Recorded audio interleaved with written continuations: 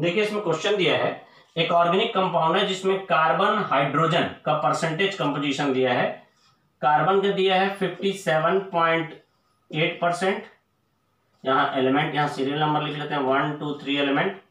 Carbon का percentage composition दिया है 57.8। हाइड्रोजन का परसेंटेज कंपोजिशन दिया है 3.6 और बोला रेस्ट इज ऑक्सीजन। तो इसमें टोटल सम करेंगे, सम के बाद जो बचेगा उसको 100 से माइनस करेंगे तो वो ऑक्सीजन आएगा। 100 माइनस 57.8 माइनस 3.6 तो 38.6 ये जो हो जाएगा ऑक्सीजन का परसेंटेज हो जाएगा। परसेंटेज कंपोजिशन का मतलब ये है कि 100 ग्राम लेंगे, परसेंट मतलब 100, तो 100 ग्राम लेंगे तो ये 57.8 ग्राम ये होगा, 3.6 ग्राम ये होगा, 38.6 ग्राम ये होगा। तो अगर परसेंटेज कंपोजिशन बोल रहे हैं तो out of 100 gram carbon is 57.8 gram, hydrogen 3.6 और ऑक्सीजन, मतलब कुल मिला के जो आपको परसेंटेज कंपोजिशन दिया है वो indirectly out of 100 gram carbon, hydrogen और ऑक्सीजन का मास दे दिया। मतलब आपके 100 ग्राम अगर अपन कंपाउंड लेते हैं तो उसमें कार्बन इतना ग्राम, हाइड्रोजन इतना ग्राम और ऑक्सीजन इतना ग्राम होगा, ये अपने को इनडायरेक्टली पता चल गया। अब कार्बन का एटॉमिक मास 12 होता है, हाइड्रोजन का 1 होता है, ऑक्सीजन का कितना होता है 16। हम लोग क्या निकाल रहे हैं, नंबर ऑफ मोल्स निकाल रहे हैं। तो ये हो गया कुल मिला के गिवन मास और ये हो गया एटॉमिक मास। इसको ग्राम यूनिट लिखने की जरूरत नहीं, मतलब ये क्या हो गया मोलर मास। कायदे से ग्राम में लिखने से मोलर मास होता है पर यूनिट लिखते ही नहीं कहीं पर। आपको मैं बता चुका हूं अंतर क्या है। एएमयू जो रहता है वो एक सिंगल का मास होता है और ग्राम वाला एक मोल का मास होता है, पर यहाँ यूनिट से कोई मतलब नहीं, यूनिट लिखने की जरूरत नहीं। तो ये गिवन मास अपन मोलर मास करेंगे तो नंबर ऑफ मोल आ जाएगा। गिवन मास आ जाएगा 57.8, मोलर मास हो जाएगा 12। गिवन मास 3.6, मोलर मास 1, ये 38.6, मोलर मास 16। इसको सॉल्व करेंगे तो नंबर ऑफ मोल्स आ जाएंगे। ठीक है, सॉल्व करते हैं। 57.8 डिवाइडेड बाई 12 तैयार है 4.4 ये लाइन को मैं थोड़ा सा बड़ा बनाता हूं।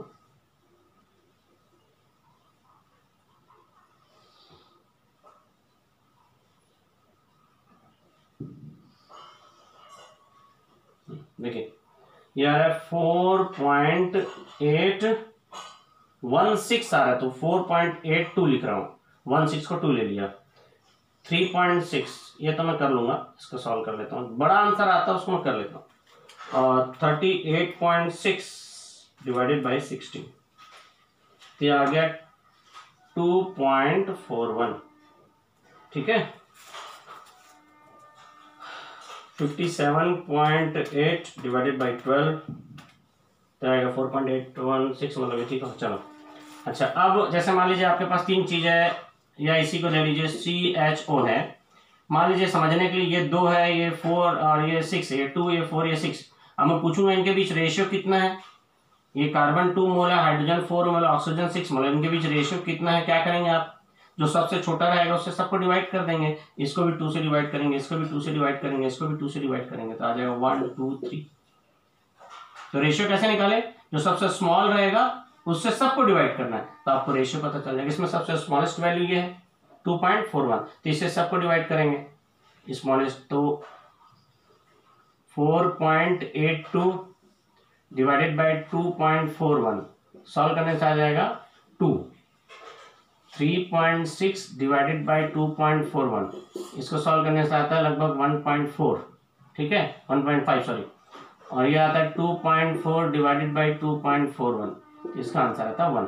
ठीक है, अब लेकिन ये क्या है, होल नंबर में नहीं है, ये तो होल नंबर में है, ये फ्रैक्शन में आ गया। इसको होल नंबर में चेंज करने के लिए पूरे में अपन 2 का इंटू कर देंगे, क्योंकि होल नंबर फार्मूला कभी ऐसा नहीं होगा कार्बन 2 हाइड्रोजन 1.5 ऑक्सीजन 1, ऐसा नहीं होगा। इसलिए इसको होल नंबर में कन्वर्ट करना पड़ेगा। होल नंबर में कन्वर्ट करने के लिए केवल जो फ्रैक्शन में उसमें इंटू नहीं करना है, सब में इंटू करना है 2 का। ये हो जाएगा 4, ये हो जाएगा 3, ये हो जाएगा 2। सर आपको कैसे पता चला कि 2 का इंटू करना है, क्योंकि 1.5 है। मान लीजिए अगर ऐसा रहता 1.3 रहता ठीक है। तो आप 3 का इंटू करते तो 1.3 इंटू 3 करते तो क्या होता है 3.9, मतलब अप्रॉक्स क्या हो जाता है वो 4 हो जाता है। ठीक है, ये थोड़ा सा ध्यान रखना है अपने को।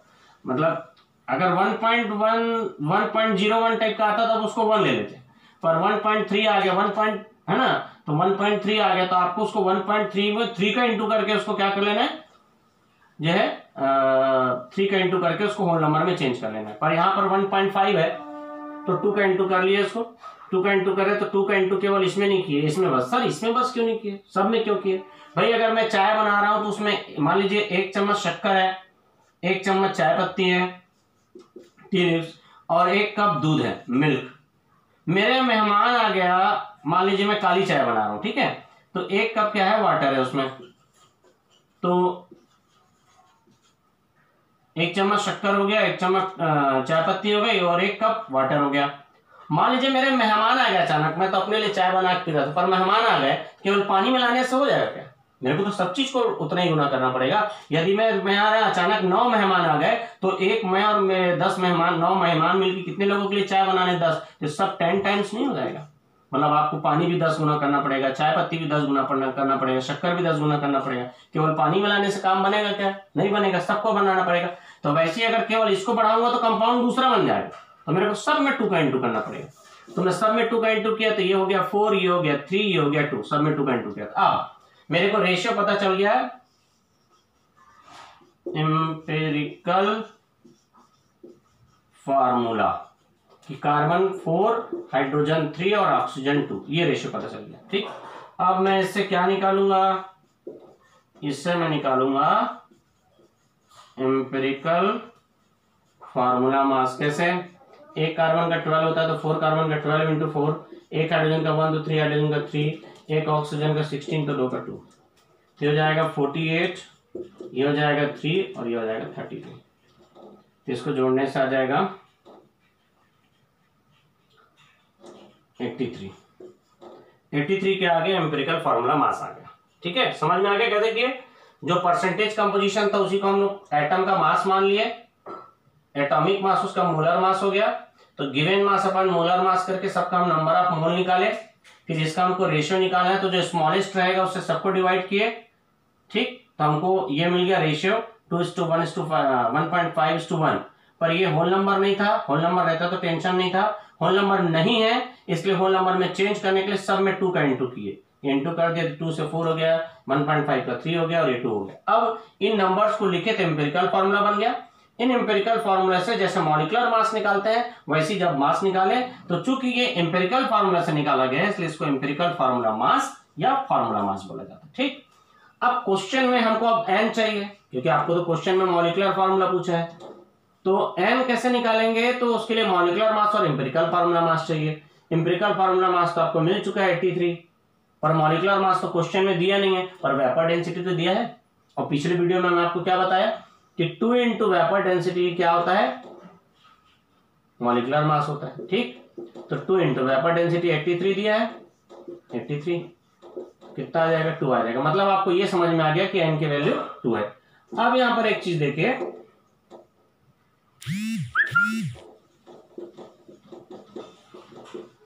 कि जो मॉलिक्यूलर फार्मूला है, मॉलिक्यूलर फार्मूला वो क्या होता है, एम्पिरिकल फार्मूला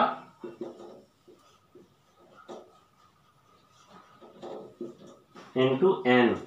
भाई इससे क्या पता चल रहा है कि मॉलिक्यूलर फार्मूला एम्पिरिकल फार्मूला के n टाइम्स है।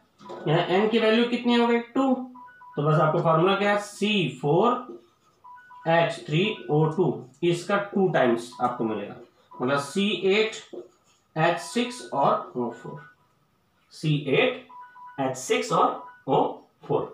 तो ये जो होगा ये मॉलिक्यूलर फार्मूला हो जाएगा। ये मैं आपको सिंपल क्वेश्चन से आपको समझाने की कोशिश किया कि एक्चुअल में एम्पिरिकल फार्मूला होता क्या है और कैसे कैलकुलेट किया जाता है।